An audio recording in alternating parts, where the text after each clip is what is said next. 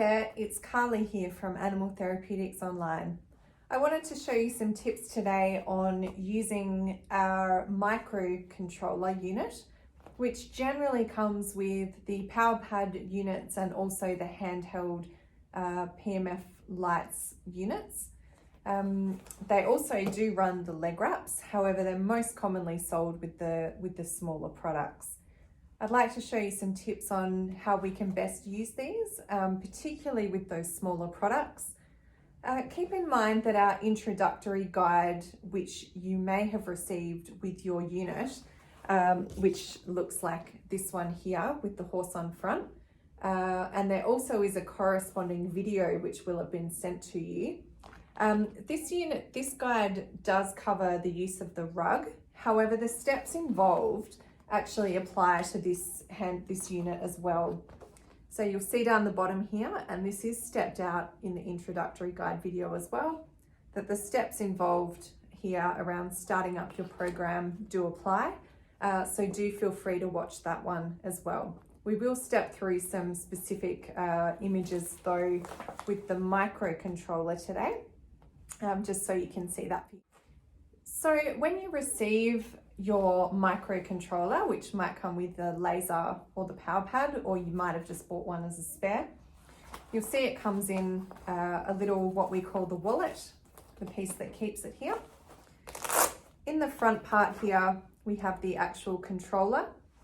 Show you that a little bit closer. So this one is the computer that runs the equipment. And then on the other side here, this one is your battery. We do have a specific video which you will have received on care for your battery. The batteries are the same even if you've got the Pro or the Rug controller. It's the same care for the battery. So please do refer to that video for your battery care. We won't be covering that here. We'll just be talking about the controller today. So when you've received your power pad or your laser with your microcontroller, you will have also received a user guide. These may change as we improve things, but currently that is a step-by-step guide here, which shows the start guide for the Activo-Med Sports control box. That's for this controller here.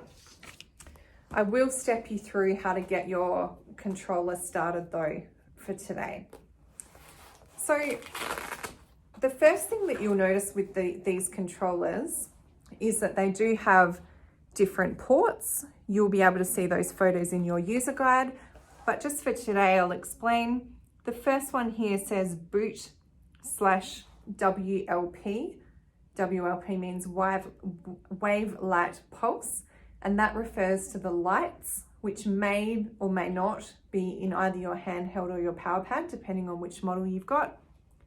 The middle one here says blanket. So if you did have a PMF only blanket, you would plug it in here. And then the third port there says battery. So that's quite self-explanatory. This is where you plug in your battery. So when you do get your controller, the first thing to do is plug in your battery into the battery port. So what you will see is that there's a little arrow, very faint on the silver here.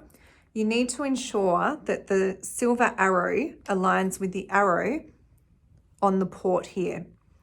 If you need to force this, if it's feeling tough, it's not quite going in smoothly, then you just check that it's aligned.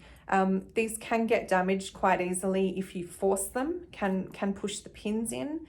And also you'll see when I'm removing it, you never want to pull it by the cord. You want to make sure that you're holding it nicely by the end here. So we pop that one in to the controller. You'll see how easily that one goes in and out, straight in, there we go. And then we turn on the battery. So you can take the battery out of the controller pouch there, but essentially this is the battery. We turn that one on. I'll pop that one away for now. And the first thing that you see here is your battery reading. So again, refer to your battery guide, but you'll see here the battery reading on this is currently 12.7. The battery ranges from 13 down to 10.9. Anywhere in the high 12s is a good operating battery. Again, you'll see in our battery guide, you do want to charge your battery regularly, even if it is staying fairly high. If you run your controller a long time between charges, you may end up damaging the battery if you don't top it up. So in your package, when you received your controller, you will have received a sheet which will look something like this. There are a few different versions of the sheet depending on what you've ordered, and we may have done a custom sheet for you. However, the general gist is that you will get a sheet that has programming set up on it like this. So with the controllers, there is what we call programs, which you will see on your sheet in the middle here. And then we also have sequences. So sequences set up a sequence of programs to play one after the other.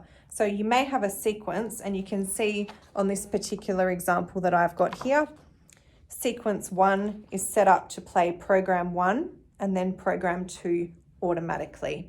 So when we're talking sequences, that is a pre-programmed list of programs that go one after the other. However, the building blocks for those programs and ones that you may use more commonly with your power pad and laser are the programs. So you'll see here on our sheet, the programs is where you can adjust all of those very important settings.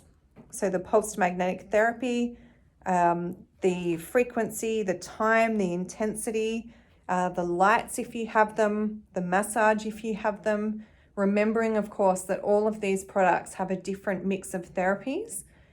You will need to make sure that you have the correct programming to suit the item. I've just turned on my controller and I've got the battery reading. So the first thing that I'm going to do is decide which program I wish to put on. So today I'm going to aim to put on program 3 on my controller. The first thing I do is press start stop. And this then takes me into the program suite. So these are quite straightforward to use. If I want to navigate up to program 3, I simply press the count button until it says program 3. And then when I'm ready, I press start.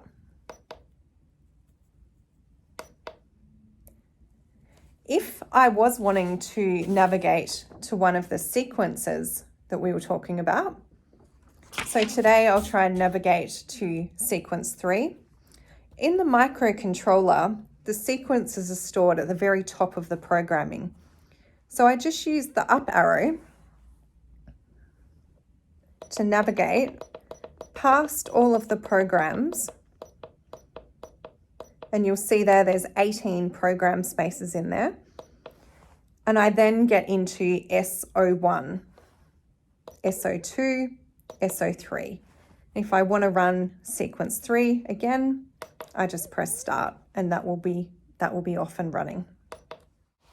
With your microcontroller, depending on what mix of therapies you've got, you may at some stage need to adjust the programming within the controller to adjust either your lights, your pulse magnetic therapy, or your massage. This might happen at the start when you get your controller. You might decide that you want to try some different settings. It might happen when you have a specific injury and you've contacted us for specific settings.